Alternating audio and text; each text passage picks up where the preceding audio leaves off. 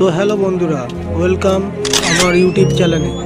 আজকে আমরা দেখতে চলেছি আমার নিজের হাতে বাগান বানানো সেই বাগানের ছোট ছোট গাছগুলো।